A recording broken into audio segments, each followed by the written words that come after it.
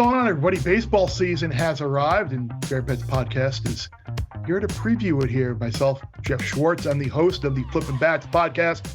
Ben Verlander. Make sure you check that podcast out for a whole lot more than what we'll be getting into here.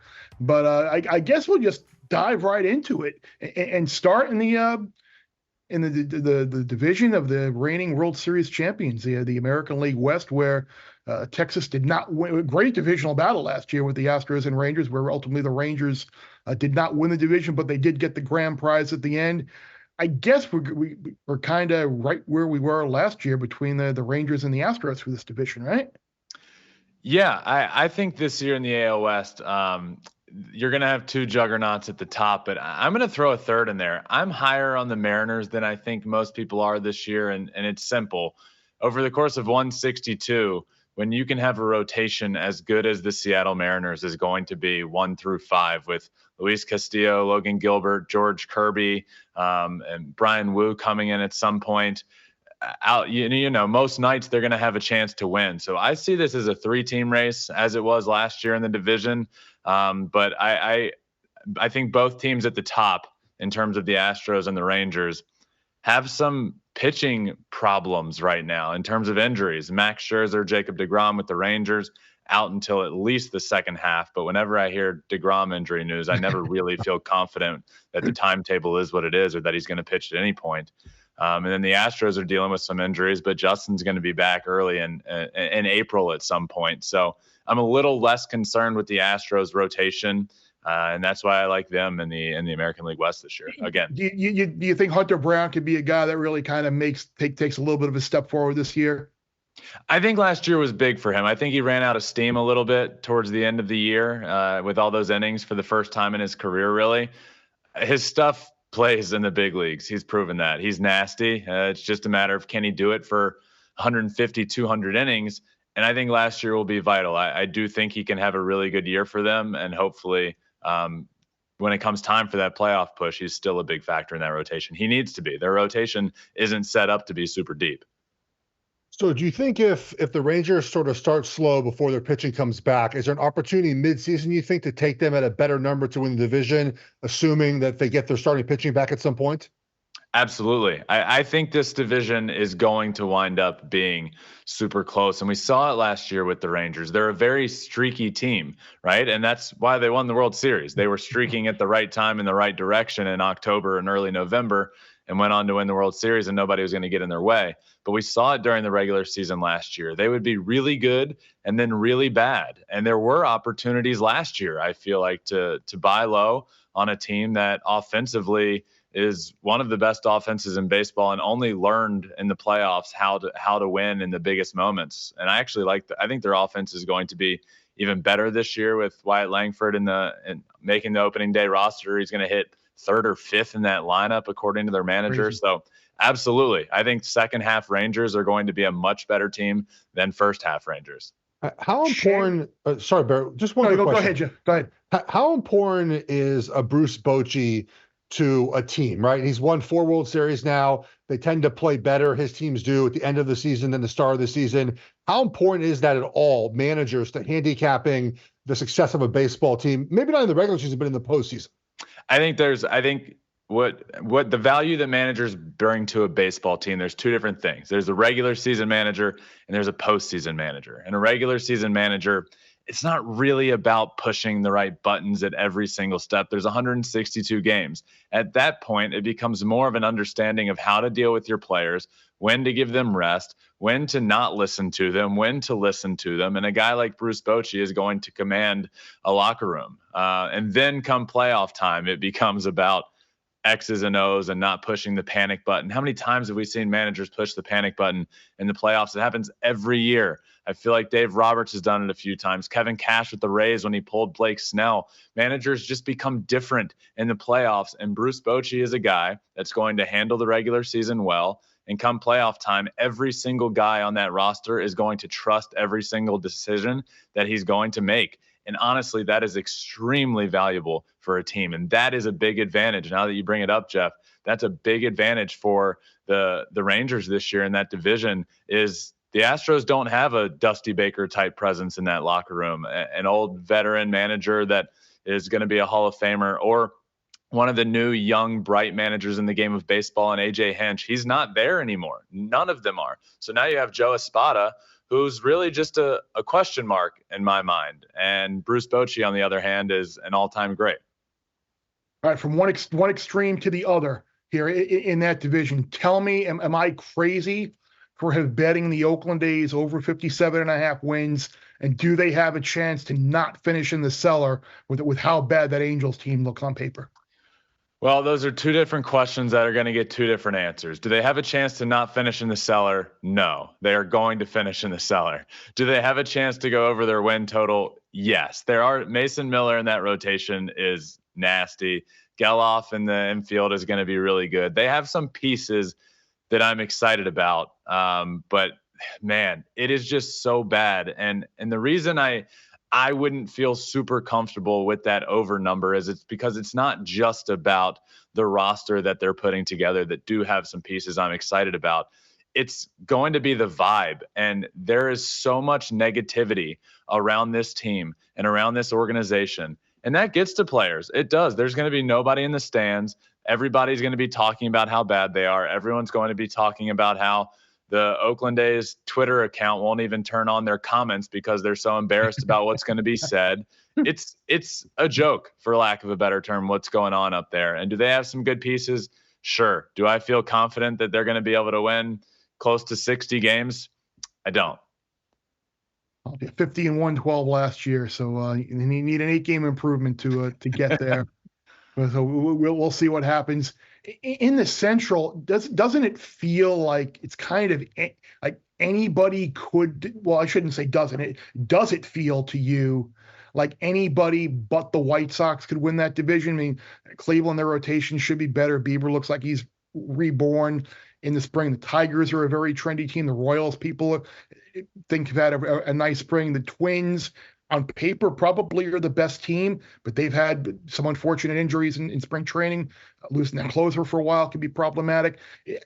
Are the Twins still the clear favorite, or could the Tigers, Guardians, or Royals wind up winning this thing? I think the gap has narrowed from the Twins and pretty much everybody else in that division besides the White Sox, like you said. I still think the Twins should be and are the favorite for a reason to win this division. I would love to say that the Tigers are going to win it. I love the Tigers. I will always root for my former organization and my brother's former organization, but I just don't know if offensively, the more and more you need to rely on a Javi Baez in that lineup, the more and more I'm going to be concerned with that. Their lineup's just not there. I love the Tigers rotation. I think Tarek Skubal could win a Cy Young Award this year. That's how good he is. The guy's throwing 100 from the left side. Very similarly with the Royals, you got Cole Reagans, who's doing the same sort of stuff. The Royals completely revamped their team. And do I think they're going to be a playoff team? I don't. Do I think they're going to win the division? I don't, but it wouldn't surprise me if they're close and in contention. And like you said, with the Guardians, Bieber and McKenzie, Tristan McKenzie was injured, and every time he's pitched in the big leagues for an extended period of time, he's been great. So you have that rotation in a weaker division. They're going to be able to contend as well. I do still like the Twins. I think far and away the best roster, the best offense. Royce Lewis, I think, is going to prove that he is a stud and I think an all-star in this league. So I would have the Twins winning this division, though I would love for it to be the Tigers. You mentioned the additions to the Royals. They're plus 900 to win the division. Is that a wager worth putting some money on, even though if you think they might not win it, but plus 900 for a team that you think, okay, they've improved a little bit, maybe they can get there, a division that's maybe open? Is it worth putting any of that money on the Royals there? I think the Royals have improved a lot, to be honest. I know they were a really bad team last year, but we're talking about the AL Central. And if we're talking any other division with this Royals team, I would say there's no point. But there is here. I do believe the Twins are a good team and going to win the division, but they're an injury or two away, which, by the way, I think two of their best players this year are going to be and could be Royce Lewis and Carlos Correa, and they need Correa to step up. And those two guys, both of them, are very injury prone. So next thing you know, if you get one or two of those guys going down, next thing you know, that opens up the entire division. And with a completely revamped team for the Royals, I know they redid their entire offense. They went out and added Hunter Renfroe, Vinny Pasquantino, pride of Old Dominion University, going to be over there and back at first base. Reagan's on the mound, I think, could push for a Cy Young award. So I do. I like the Royals, and at plus 900. Look, this division is very weak, and it can be anybody's for the taking, especially with an injury or two to that Twins lineup. So, yeah. And it feels like that might be the play. I don't think there's a wild card coming out of this division with how you've got the Rangers and the Astros in the West, and then Yankees, Blue Jays, and Orioles in the East. Is much hype as there is around Baltimore with how great they were in the spring. Do we and how they kind of maybe emerged a year early last year? Like, are you concerned at all that it might be too much too soon for them, or could this really be a special year for the Orioles? I think this is a special year. I was a little frustrated with the organization for probably a year and a half, where it just felt like the writing was on the wall for this young core of guys to take the organization and go forward. But they were missing that ace of the rotation, and they got that. And the Corbin Burnes addition is going to be huge for them. I do have the only concern I have with this Orioles team, because I think the lineup is going to be outstanding. I think Jackson Holiday, though I'm frustrated he didn't make the opening day roster, is going to come up pretty quickly and make a big difference for that team. I love the lineup. I love the rotation. Back into the bullpen without Felix Bautista back there. Yanier Cano was not very good at the end of the year last year. Craig Kimbrell, I haven't had confidence in since he was an Atlanta Brave. So I have some concerns with that bullpen, but I love this Orioles team. And I think the addition of Corbin Burnes is exactly what they need. And Grayson Rodriguez, Kyle Bradish, when he comes back, they could be one of the top 5 rotations in baseball. Is there concern about Mullins? Is he going to be? He's okay for your opening day, right? Yeah, he's gonna be okay. Yeah. Is Jackson Holiday plus 400, plus 450 good wager to win AL Rookie of the Year? I know he's down the minors, but they'll call him up after that 2-week period and sort of have to wait to bring him up. It's a great bet, in my opinion. One, because when it comes to Rookie of the Year bets and stuff like that, hype means a lot. And this guy has more hype than anyone. The game of baseball wants him to be great, needs him to be great. He is going to be great. The guy's a stud. And look, does it suck that he got sent down and is going to start the year in AAA? Yes, but he's going to be up fairly quickly. He's going to be on the Orioles team for the majority of the season. I think he's going to be really good. There's some good competition in the American League for Rookie of the Year this year. Evan Carter is classified as a rookie. This will be his first full rookie season. Wyatt Langford's going to be great. There's just talent all around in the American League. But I think Jackson Holiday is a great bet. And I even put a little pizza money on Curtis Mead at 60-1, being that he actually made the roster, and with all the injuries that the Rays have, he's got some opportunities there. So you can bet the favorites, but I figured 60-1 I thought was a little bit of a rogue number for someone who wound up cracking the roster as well. So in the East, is it Yankees second? Is it Blue Jays? Like, are the Blue Jays kind of the forgotten team now because they didn't land Ohtani? Who knows when they're going to get Alek Manoah back? George Springer's certainly not the most durable guy, but it still feels like that Blue Jays lineup's going to be really, really good, and some of the pieces that they have in that pen are good. Yeah, the Blue Jays frustrate me, and it's because you're in a division where you can't afford to be good. You have to be great in that division. Now that we're talking the Orioles being as good as they are, the Rays on paper every single year look like a 500 team and end up making the playoffs and end up being great. So let's count on them being good. The Yankees are going to be much better this year. So when it came time for the offseason, the Blue Jays have a rotation that is one of the top rotations in baseball. I think it's a top 3 rotation in baseball, but they do need, in my opinion, Alek Manoah to be back to Cy Young form. And I don't know if we're going to get that. That's a question mark. But it just felt like going into this offseason, you needed to make a big move. You needed to do something. You needed to make a great move. And they were doing that. They were in talks with that. They were close on Ohtani. It was down to them and the Dodgers. And they had all of that money.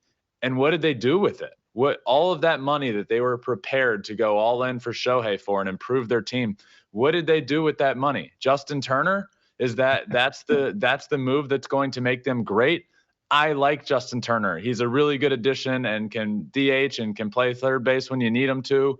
But where's the move that keeps up with the Orioles in the division? I don't see them winning the division. I'm a bit frustrated by their lack of making that key move over the last couple of years that I think could put them from good to great. And it's just been, in my opinion, a bit of a frustrating offseason if you're a Blue Jays fan. But I love the rotation, so they're going to compete for sure. Are the Red Sox going to be as bad as people predict them to be? Didn't do much this offseason. Sort of the same boat as the Blue Jays. They thought they would do a lot, and I'm not doing a lot. Traded some pieces away. Are they going to be as bad as people project? Awful. And we're going to get to see it all on a Netflix documentary. Yeah, they're going to be bad. And the one big addition they made, aside, Tyler O'Neill is an outfielder that will help them and, hopefully have a good year. But you added Lucas Giolito to the rotation amidst everybody in Red Sox Nation saying, what is this? What are we doing? How is this team? We had the possibility of having Mookie Betts, Xander Bogaerts, and Rafael Devers in our lineup for a decade, and you screwed it up. And now what are we doing? And John Henry was getting so much flack from everybody, as he should have. And the move he ended up making and that the organization made was Lucas Giolito. I like Lucas Giolito a lot as a person, as a pitcher, but he's not that move that's going to change everything. And then he goes down and he's not going to throw a single pitch for your team this year. And we're going to watch everything unfold on that new Netflix documentary. And it is going to be an absolute fiasco in Boston this year. Nothing like a train wreck being televised live. You prefer our viewing pleasure. Yankees obviously made the big move, bringing in, so they had to after last year, trotting that lineup that they and Aaron Hicks and then the people they were throwing out in the outfield. Yep. Something had to be done. Look, Soto did not have a fantastic year last year in San Diego. He came on late. Do we think he's going to have a huge year? Or is he going to be one of those guys that the list is long that get to New York and are like, yeah, this isn't for me? I think he has a huge year. I really do. I think he is, and you look at the numbers at the end of the year, and we can say, and you're right, by his standards, Juan Soto didn't have a great year last year. But by the rest of the league standards, you look at that OPS at the end of the year, and I do get tired talking OPS with Juan Soto because I'm tired of him walking so much. And that's part of what he does. I get it. He's an all-time great, and he's going to be. But I want to see Juan Soto swing the bat. And this is why I think he's going to be good. One, I think he's going to love playing in New York City from the Dominican Republic. I think that's going to matter for him. I think there's a lot of Dominican Republic. I think they're going to see a lot of people at the game that are from the Dominican, and that culture is going to be vibrant there in Yankee Stadium. And I think no matter where he's been, whether it be the Nationals while winning the World Series, or whether it be with the Padres having extreme talent around him in that lineup, he has never had protection in a lineup quite like Aaron Judge. If Aaron Judge is healthy and doing Aaron Judge things behind him, you have to pitch to Juan Soto. You just have to. You're not going to walk both of them. You're not going to want to pitch to both of them. So Juan Soto is going to get better pitches to hit this year. I think he's going to be a little more active at the plate and swinging a little bit earlier. And that short porch and right, I do think Juan Soto has a huge year this year. What goes into the way that you look at Cy Young winners? Like what things do you look for from previous years, projecting into this year, for you to make your picks on those guys? Stuff for me. A lot of times when it comes down to who wins the Cy Young Award, I think the voters ultimately look a lot at an ERA in that year, plus strikeout numbers and stuff like that. So when I'm looking for a Cy Young Award winner in the year following, I look back at numbers and say, okay, who has great stuff that might have not put together the best ERA? And for me, I know it's a chalk pick in the National League, but Spencer Strider's an easy one just sitting right there. That guy could strike out close to 300 people this year. And he had a little bit of an elevated ERA last year, and I think that does come down this year. And then on the other side of things, again, I'll go back to stuff. Tarek Skubal, Cole Reagans both throw 100 miles an hour from the left side and are going to be nasty, and I think can put together a full season. So when you look at Cy Young, it's about innings, in my opinion, pitching for your team. Most every fifth day going out there, getting close to that 200 inning mark. Strikeouts and ERA is going to be a big part of it. I do think wins and losses are getting a bit more pushed out in terms of voters, but again, we're talking baseball writers here that are very old school in the way that they vote, and they love their wins, they love their ERA, and they love their strikeouts. And that was the entire deal last year with the whole the battle between Strider and Webb and Steele and Snell, who ultimately went out and went. Like, you look at Snell's advanced stuff, and like it was like a historical outlier in terms of like walk rate and strength. Like it was, and then you had Strider, who had historical strikeout numbers, but he had the ERA 3.9 or whatever. Yep. Like, he was not going to win the Cy Young with an ERA of 3.9, even though everything else blew Blake Snell away. So you're right with that. The thing that stinks with like these award markets in terms of like certainly the Cy Young, like Skubal is someone I wanted to play like before I even saw the numbers, and I see he's like 10-1, 12-1. I'm like, yeah. Is that really worth playing? And like, but it might be, especially in the American League. Two guys, and you mentioned one of them already. I did make two American League MVP bets. I played Jose Ramirez at 25-1, and I did play Royce Lewis at 35-1 because what he did in the time that you don't want to call him like Brian Buxton the second, but in terms of like how little he's on the field. But if Lewis can stay on the field with what he did in 270 at bats or whatever it was last year, and then he could be really special.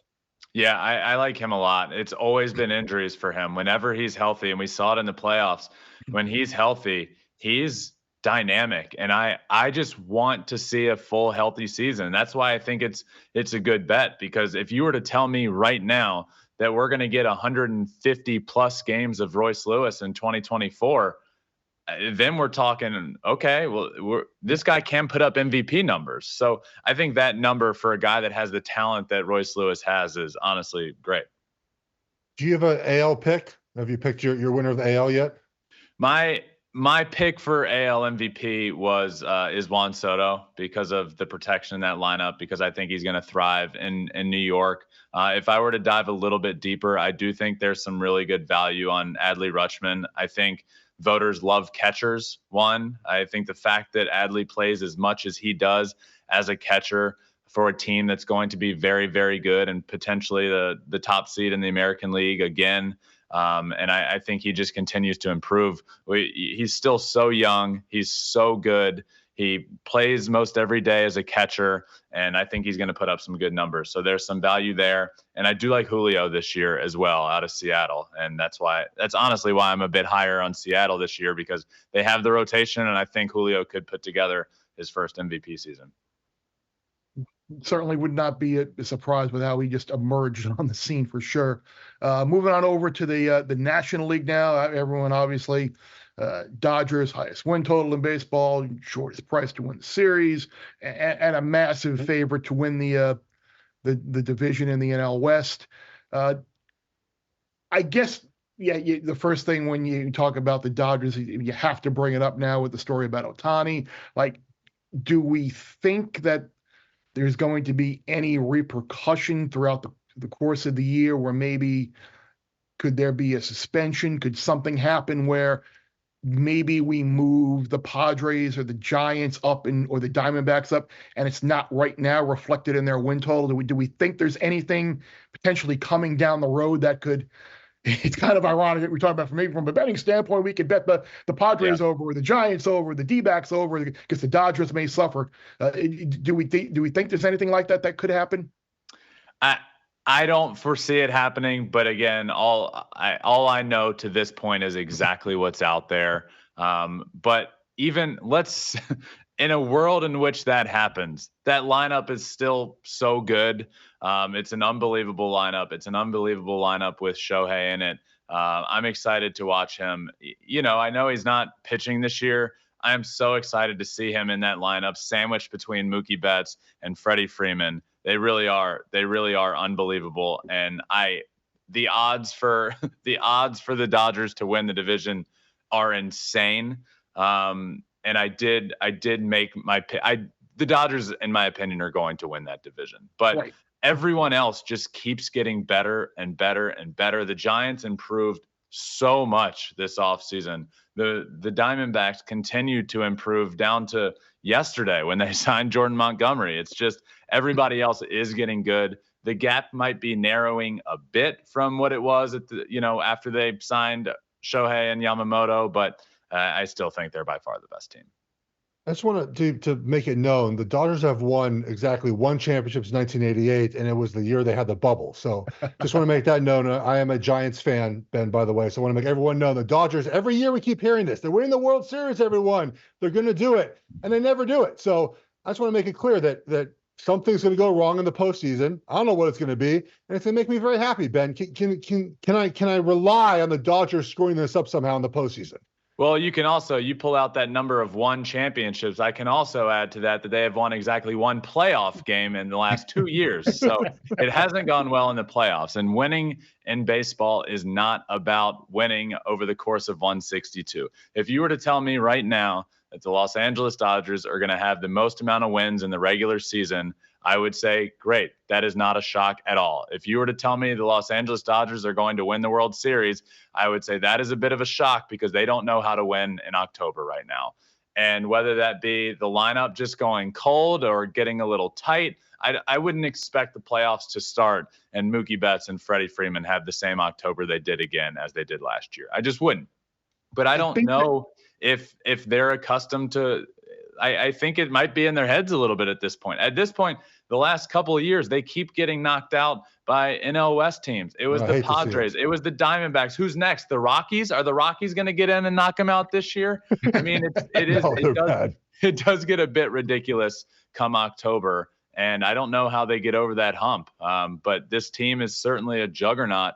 It just comes down to, in October, can you win those games in a best of 5 and a best of 7 series? And the blueprint to win in October does become different. The Dodgers have the blueprint from April to the beginning of October.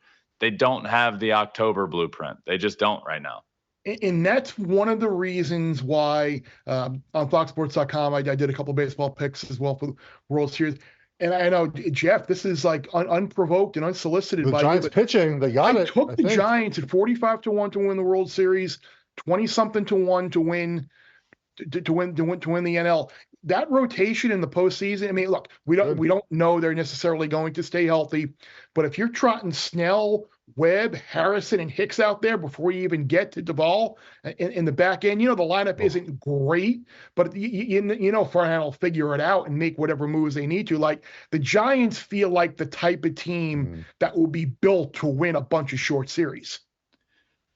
The Giants are the team that can win in October. That's the blueprint to win in October. A name you didn't even mention there with the rotation is a name that's supposed to be coming back, Robbie Ray. Another name that wasn't mentioned, Kyle Harrison, going to be nasty for them in that rotation. I like the way they are built. They are a team that is specifically built to win in October, having some studs in the rotation, having some offensive players with some thump that can hit the ball out of the yard and put up some runs in a hurry. The Dodgers are built to win in the regular season, not in October. It's a different script with the Giants. They're built to win in October. I do believe that. It's just a matter of if they get there or not. If they get there, they're a dangerous team. But who knows if they're going to be able to get there over the course of the regular season. Can Arizona do the same thing they did last year? I think in baseball, we see a lot of times the teams, they come out of nowhere and sort of drop back the next year. Can Arizona sort of keep up the momentum from last season? Yeah, I do. I have them as that 6th and final playoff team for me. I do have them getting in. Their win total this year is right around what their win total wound up last year. Yeah. So it's not like, this team was an NL champion and got to the World Series and they're going to be a juggernaut in the league this year. I think they improved. I think they improved big time. I think the addition of Suarez over at third base, Evan Longoria was no longer the Evan Longoria that everybody knows from Tampa. Yeah. So having Suarez over at third base, having Jock Peterson add some thump into that lineup, having a rotation that added Eduardo Rodriguez and now Jordan Montgomery to a rotation with Zach Gallen and Merrill Kelly. Now we're talking one of the best rotations in baseball. I do believe they are going to be good. It's going to be tough to keep up with the Dodgers in that division, but I think they can get in. And when it comes to baseball, if you can get in and you have that blueprint set, which is have two dominant starters and a third that is very serviceable, and then a lineup that's capable of putting up some runs, that's how you win in the playoffs. And they have that team that certainly could make a run again. So we're going through the opening day slate. I had to do a double take when I saw that Frankie Montas was the opening day starter for the Cincinnati Reds. The Reds just made a run last year, got super hot. Baseball was the story again in Cincinnati, which is a great baseball city when the Reds are good. Ellie De La Cruz coming up, and then he kind of died down a little late in the year in his rookie year. So should we temper the expectations with the Reds this year, or is this a team that what we saw in like July, late June, July, August, before kind of the late season? So like, do we think the Reds are kind of, I don't want to say they're like the Orioles where we have so much hope, but are the Reds the team to beat in that division, or a team like the Cubs or even the Brewers, who I think, even though they traded Burns, still got some pieces? I have done the complete opposite of temper my expectations with the Reds. I am so high on them this year. I love the Reds. I have the Reds winning the NL Central. I think that rotation, that, like you said, their opening day starter is Frankie Montas, but the second he was named the opening day starter, he went to Hunter Green and said, "You're going to be the opening day starter for a long time to come here. You're better than I am. You're nastier than I am. Use this as motivation." I think that's the leader you need at the top of a really young rotation. Hunter Green, Nick Lodolo is going to come back, Martinez, Abbott, Ashcraft. They are nasty. They have the potential to be one of the best rotations in baseball if they stay healthy. And that's rotation-wise. And that's why I like them to win the Central. But offensively, yes, I know the Matt McClain injury really hurts. And it was just announced he got surgery on his left labrum this morning, which is I don't know when the surgery was, but it was announced this morning. It's a nightmare for a baseball player to be talking about labrum. That's always tough. But this lineup with Ellie De La Cruz, who I do believe is going to take a big step forward, Will Benson in the outfield, Christian Encarnacion Strand over at first base, they have a lot of really young, unproven talent that I really believe in. And I really do like this pick a lot for the Cincinnati Reds to win the NL Central. I've been on them for a few months now, and they've been dealing with injury after injury over the last couple of weeks and trying to deter me, but it ain't going to deter me. I'm sticking with it. Would you then also correlate that with a David Bell plus 800 for NL Manager of the Year? Would you put those two together? Because if they win the division, I have to imagine he's going to be up there to win NL Manager of the Year as well. I think that's a very solid choice. And what we've seen from the voters over the last couple of years is they've sort of gone away from that Brian Snitker pick. The Braves won 104 games. Let's pick Brian Snitker with an offense of Ronald Acuna, Matt Olson, Austin Riley, Michael Harris II to win the division. This is no slight at all to Brian Snitker. But if you give me that lineup, I could win the regular season with the Atlanta Braves. I'm not saying I would know what to do in the playoffs. I'm not saying I'm able to do what Brian Snitker's able to do. But you give me that lineup, I could win the NL East with the Atlanta Braves. That's how good that lineup is. And last year, they showed that that's not how the voting is going to shake out. So I think if you have a team like the Cincinnati Reds who overperform their expectations and win the NL Central and get into the playoffs, they're going to look at a guy like David Bell to win the Manager of the Year award. I do like that a lot. Speaking of Brian Snitker and the Atlanta Braves, your favorite to win the NL East, and again another postseason disappointment last year. Bats went cold against Philly, losing to the Phillies in that series. Are they kind of headed toward? I mean, they did win the World Series a few years ago, so it's not like we're writing this franchise off. But are the last couple of years kind of give a little bit of hesitation that they might be headed down that Dodgers path? Might they need to kind of reevaluate and look at things kind of for the short term as opposed to the long term? The Braves, in my opinion, just need to figure out how to win after getting a bye in the first round of the playoffs. And it is a thing that I don't love in baseball. I don't think when you play 162 games and pretty much 108, 170, 180 days, I don't think having a week off is good. It's good to help set up your rotation. It's good to get Strider and Fried going in games 1 and 2 of the playoffs. But it really does affect your offense. And Snitker's been upfront and honest about that of, hey, year one that the rules changed and this happened was 2 years ago. They lost to the Phillies in the first round. Their offense went cold. Year two, he said, okay, we're gonna change it up. We're gonna have full-blown inter squads. We're gonna allow fans into the stands. We're gonna treat this like they're normal games. But the problem is they're not. And you're not going against your stud pitchers, and they're not normal games, and it's not the same environment. And then guess what? They lose again in the first round to the Phillies. So for me, the Braves, yes, they won it in 21. They need to figure out how to win after that bye. I'm not yet ready to write them off in terms of being able to win in the playoffs. I think they're super talented. I think they're a great baseball team. They're a team that really does need to figure out that bye. How important is Chris Sale to the success this year? And can he return to being what he was? I think it's like 5 years now, where we saw the Chris Sale for about 7-8 years that was super dominant. I think Chris Sale is a major factor for them come October. I think in the regular season with the rotation, I can make the argument right now that the Atlanta Braves have the best rotation in baseball. Spencer Strider, Max Fried could both win a Cy Young Award. Charlie Morton seems to get better with age and seems to be a guy that's just going to go out every fifth day and take the ball, and he's going to throw his curveball, and it's going to be nasty. And to have him as a number 3 starter is huge for them. And then they have some depth in the rotation. So I know they made a bunch of really weird trades, in my opinion, at the beginning of this offseason. But to get Chris Sale, I don't think it's vital to their regular season success. But if they can have him be any shell of what he used to be, his stuff is there, right? It's not a stuff problem for Chris Sale. It's a staying healthy problem. So if he can stay healthy, that just makes them so dynamic come the playoffs.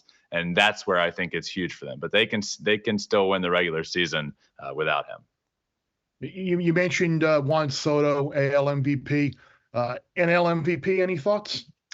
Yeah, so I actually have a guy out with the Padres this year, Juan Soto's former team. I think Fernando Tatis Jr. is a really solid pick here. I think I believe it's right around plus 1,000 for Tatis to win. This is a guy that does it all. Can hit for power, can hit you between 40 and 50 homers, can steal 40, 50 bases, can play a platinum glove right field when being out there for one season in his career and his life wins a platinum glove. He really does do it all. And he comes back last year amidst a lot of scrutiny, finishes his suspension, comes back, is very up and down. But before that suspension, he was unbelievable, and his career just started taking off. It's important to remember how young that he is.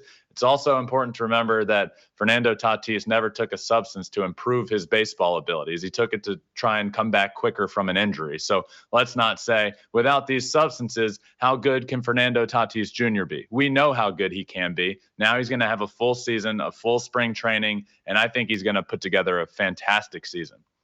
The Padres are interesting as well, just because with the moves that they did make and like they're kind of, it seems like they're kind of inventing themselves as well, and maybe putting more pieces together rather than the big names and trying to like build a team, and like going with Jackson Merrill now, probably going to be the everyday starter there. Like, yep. He's an impact rookie as well. I love Jackson Merrill. I have him winning the Rookie of the Year. I love his at-bats. I love the way he played in the Soul Series. I love that he moved to center field. I love the poise that he has from the left side of the plate. He has the approach of a 10-year vet at the plate. It really is fun to watch, and he's got some pop as well. You're right. The loss of Juan Soto never helps the team. And I don't think I'd look at the Padres and say on opening day that their roster is as good as it was last year. It's different, and it might be a tick back, but it didn't work last year. They should have been a playoff team. It didn't work. I think this team can get into the playoffs. I think they're that good. I think the Dylan Cease addition was huge. Again, Same sort of thing when it comes to what we were talking about with Cy Young on the other side. Stuff. Dylan Cease has the stuff. His ERA and his win-loss record. Chicago was a nightmare. He got out of Chicago. His stuff will play in San Diego. He's going to be really good. They revamped their bullpen. The Padres can be good this year.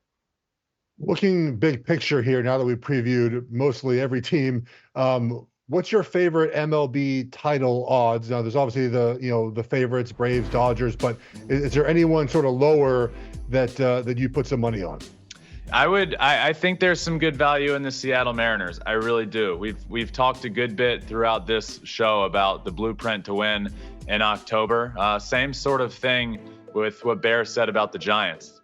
The Mariners have that, right? That rotation that you can throw 3-4 studs out there at any team you're going to play. You have Julio in the lineup, who could win an MVP award this year. You have Cal Raleigh, who can run into a ball at any given second. You add Jorge Polanco to that lineup.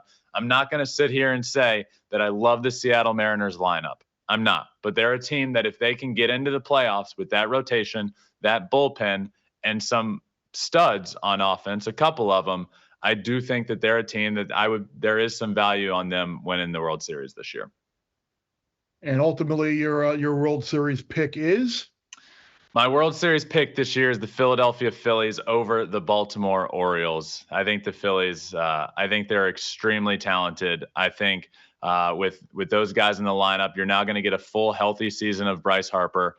I think you're going to get a full healthy season of Trey Turner, and not just the first half Trey Turner we saw last year. It's going to be back to Trey Turner being what he is. Zach Wheeler in that rotation. Aaron Nola is a great playoff pitcher.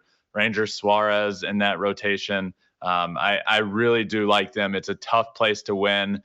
They just ran into a Diamondbacks team last year that all they had to do was win one game going back to Citizens Bank Park. Everyone in the world thought this series is over. The Diamondbacks were just a team of destiny last year coming out of the National League, and there's no way to put that. The Phillies have the Braves recipe in the National League playoffs. The Phillies can beat the Dodgers because everybody can beat the Dodgers in the playoffs. The Phillies have a great path, I think, to the National League is tough, but they are really, really good. On the American League side, I do like the Orioles to get there. I think that addition of Corbin Burns was huge. Having Burns, Bradish, and Grayson Rodriguez in the playoffs is going to be so much fun to watch. Is there a home field advantage in baseball? Because you mentioned Philly. Anytime you watch a game of Philly, it looks insane at the ballpark. Is there like an advantage for teams to host 4 games out of 7? Yes. Yeah. But there's a select few that I think, because you can look at the Astros and see what they've done in the playoffs over the last few years, and they're not able to win. They're not able to win a home game when it really matters. But there's a select few that really do. I had Jonathan India on Flippin' Bats a couple weeks ago, and I asked him what his least favorite stadium to play in is, and I'd say 75 to 80% of people that I have on say the Oakland Coliseum for obvious reasons. But he said Citizens Bank Park because he struggles to play there. The fans really get to him. He was very open and honest about that. And I think that's similar across the board. I don't think visiting teams like going in there to play. It gets so loud. And I think the big benefit, especially with baseball, it's once an offense gets rolling, it's a snowball effect, right? So it might not necessarily be the crowd getting to the opposing team. It's the crowd allowing that snowball to start a little bit bigger and get rolling a little bit faster. And offenses really eat that up. You had me worried for a second. I thought you were going to say that he said his least favorite ballpark to play in was the Great American Ballpark. So I was getting a little concerned with where you were where you were headed there. But that place should have some juice this year. And look, if you're right about Phillies Orioles, I know a whole Fox Sports family will be extremely happy and satisfied and excited about that for a World Series. Nice little short commute up and down 95 and 2 really energetic and exciting young teams. So Ben, appreciate you. Make sure you check out Flippin' Bats. Baseball season is upon us, so we're all happy here. Of course, appreciate it, guys. Thanks for having me on. Bear, it was awesome to have Ben on with us to preview baseball. These sports, man, they sneak up on you, right? You end football season, you get to March Madness, you get the NBA season, and boom, here's baseball. So good to catch up with Ben there. Hope you guys got some nuggets. And we do have baseball best bets, Bear. So you lead us off. What do you got? I got 2 for you. I'm so excited about baseball season. Full disclosure, I am a Yankees fan. I have already played under 93.5 wins for the Yankees. I got that literally like the day before Garrett Cole, the injury news came out. So I'm sitting on 93.5 under, and I went back and I'd still bet under 91.5. But the Yankees are getting nothing out of Garrett Cole this year.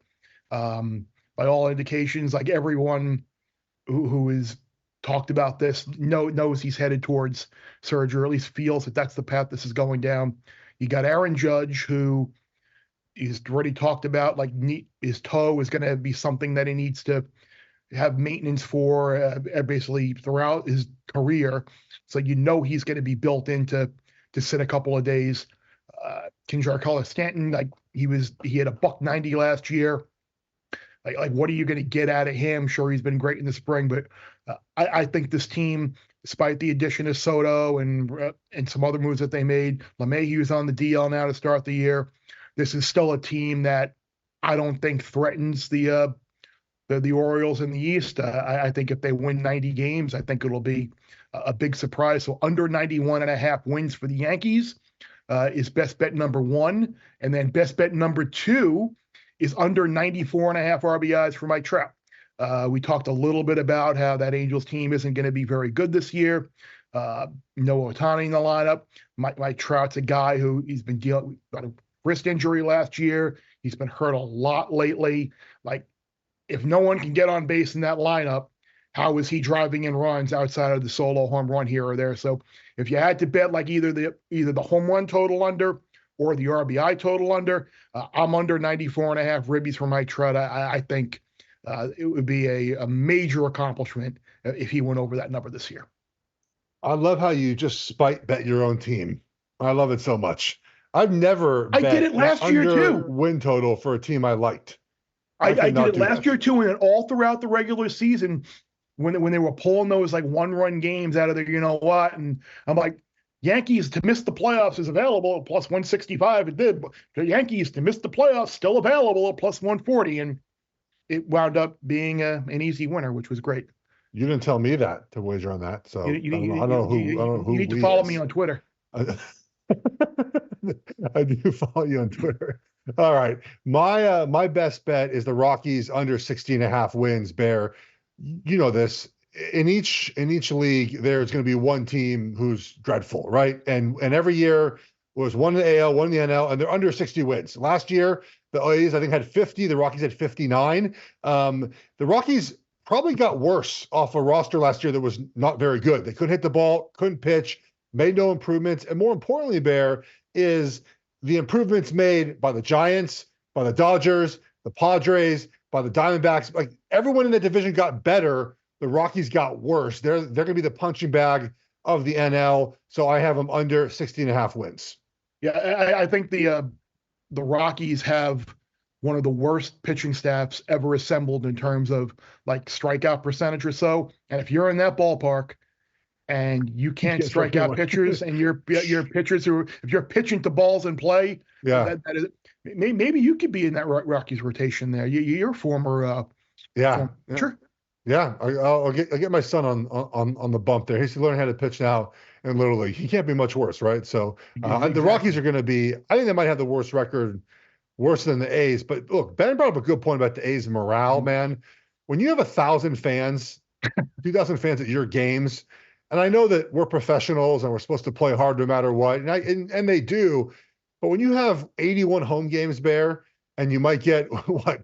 150,000 fans for the season, 200,000 fans. It's hard to play hard. It's hard to play hard each week. Not even each week, each night you have a home game and no one's in your ballpark. So that's a big problem for the A's. The Rockies don't have that problem. Fans show up in Colorado. They might not this year. It's a different environment there, as we know. So I think the Rockies might have the worst record in baseball. Yeah, it certainly. I think there are a lot of people who are seeing the ball in that direction as well. So hopefully you, me, Ben, hopefully we saw the ball and got some winning wagers for the baseball season. Appreciate everybody for listening. Make sure you download wherever you get your podcast, rate, review, subscribe. Check us out on the YouTube show. For Bear, with me. For Geoff, for Ben, another Bad Bets podcast in the books. And remember, the less you bet, the more you lose when you win.